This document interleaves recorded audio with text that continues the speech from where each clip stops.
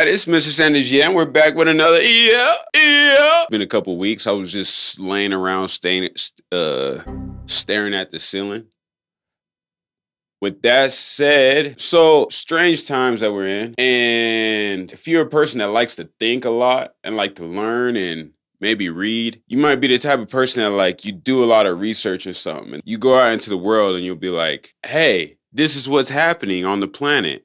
And we got to learn this, this, and this, and do this, this, and this, and we can solve all these problems. And then people will look at you like you're a dumbass. Even though you feel like you read all the right stuff and studied all the right stuff, people are just like, you don't know what you're talking about, and they don't want to hear you talk at all. And a lot of our greatest thinkers would just push through it. They would just be like, all right, they didn't get it this time. I'm going to go back and say it a different way the next time. And maybe they'll get it next time. Oh, they didn't get it that time. Maybe I'll go back and say it a different way this next time and they'll get it that time. For me, I don't really have that kind of patience in my life right now. So this video is more about becoming like a one-man army, just being as efficient as possible by yourself or with this small group of people. And if people have questions for you, help them. But I don't really have the patience anymore to like go back and forth with people right now. So it's, just becoming the most efficient version of yourself, and maybe that'll rub off on the people that it needs to rub off on. But I need to lock back in,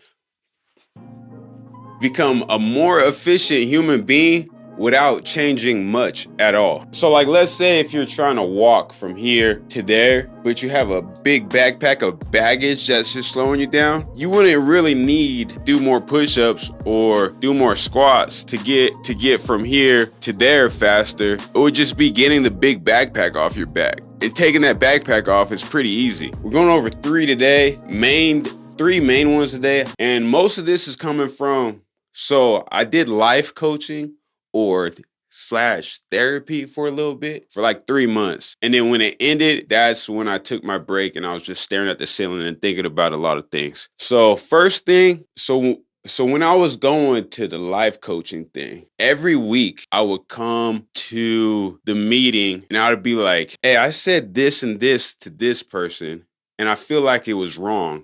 What was the right thing I should have said? Or I was talking to this girl, I said this. I feel like I did something wrong.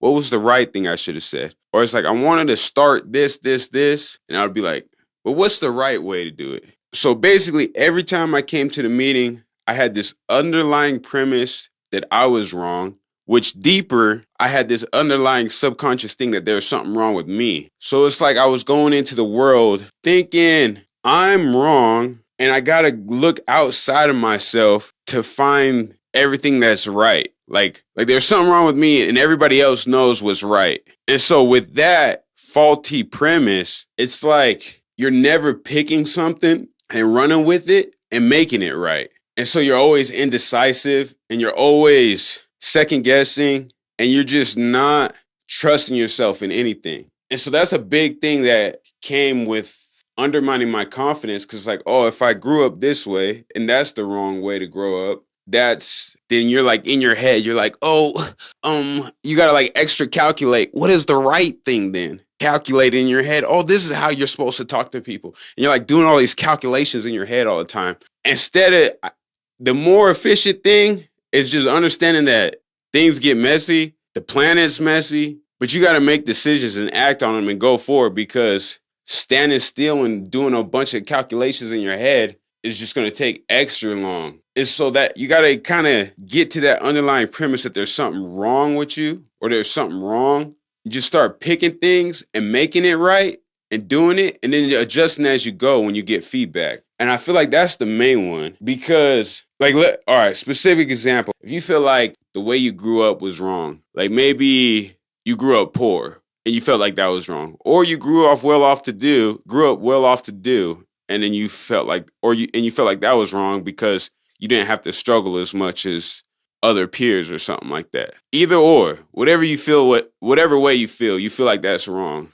And then you step into the room of these people and you're trying to interact with them and you're trying to tailor yourself. You're trying to like cut yourself off from your past and then tailor yourself to fit into the room because you feel like the real you is wrong. And it's just slowing down your thinking and your ability to make decisions because you're trying to cut off a whole part of you. Act like it's not there. Number 2, I've kind of went over this in a previous video, but enjoying your life today.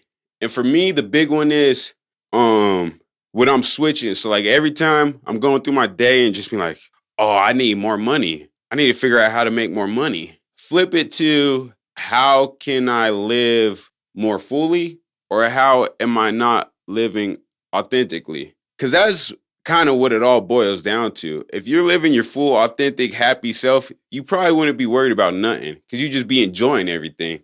So as soon as them worries about like money and stuff come into mind, I think that's a signal that there's something that you want to do, something you want to say, something you want to be doing, or yeah, same thing 3 times, something you want to be that you're not being, and you're narrowing it down to something simple, but really it's the fact that you're just not living up to your highest potential. So yeah, if you have like a constant thought that annoys you, like money or whatever, maybe relationship wise, and you get that nagging thought in the back of your head during the day, use that as a signal to be saying, where am I not living up to my fullest potential, or where am I not being my total authentic self? I guess somebody said that the only higher vibration than love is authenticity. And I remember another quote, it might have been from Malcolm X or something like that. He was saying like, once you live, there's no better feeling than living like completely fearless or completely